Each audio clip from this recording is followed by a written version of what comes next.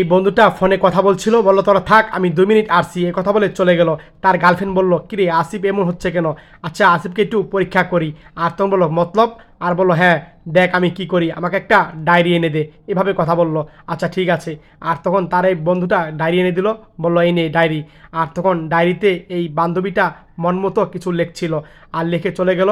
তার বন্ধু আসলো, আর তখন এসেই তার বন্ধুদের দাঁড়িয়ে রয়েছে, বললো কিরে ফ্যান্সি কোথায়। আর বললো ভাই ফ্যান্সি চলে গেছে, এই চিঠিটা তোকে দিয়ে গেছে, এই নে চিঠি। আর তখন চিঠিটা পড়ছে, আর তখন বলছে যে আসিফ তুমি আমার সময় দাও না, তুমি থাকো আমি চলে গেলাম, এভাবে কথা বলছিল আর লিখছিল। আর তখন এই বন্ধুটা ফোনে কথা বলল আর তার আরেক গার্লফ্রেন্ডের সাথে, এই তুমি কোথায়, আসো আমার গার্লফ্রেন্ড চলে গিয়েছে। আর তারা অবাক হয়ে গেল, আমি একা, বলো কোথায় যেতে হবে, এভাবে কথা বলছিল। আর দূর থেকে তার গার্লফ্রেন্ড দেখছিল।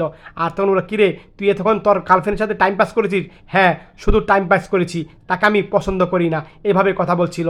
আর তখন এই বোনটি কান্না করছিল তার কথা শুনে। এক পর্যায়ে ফোনে কথা বলতে বলতে চলে গেল।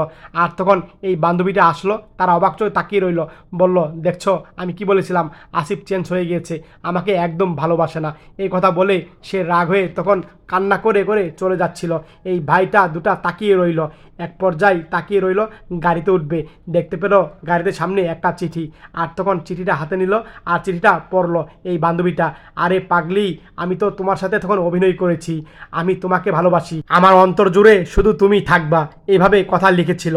আর বান্ধবী কথাগুলো পড়লো, আর তখন বন্ধু ডাকলো, আর তখন পিছন দিকে তাকালো, দেখতে পেলো তারই বয়ফ্রেন্ড। আর তখন সে খুশি হলো এই চিঠি পড়ে, এক পর্যায়ে কাছে গেল, আর তখন বুকে জড়িয়ে নিল তার বান্ধবীকে। এক পর্যায়ে তার বন্ধুরাও দূর থেকে দেখছে, বন্ধুরাও খুশি হলো তাদের খুশি দেখে এক পর্যায়ে। আর তখন বান্ধবীকে একটু আনন্দ দিল এই ভাইটা। সত্যি তাদের ভালোবাসা দেখে মুগ্ধ হয়ে গেলাম। আপনাদের কাছে ভালো লেগে থাকলে মন থেকে শেয়ার করে দিন।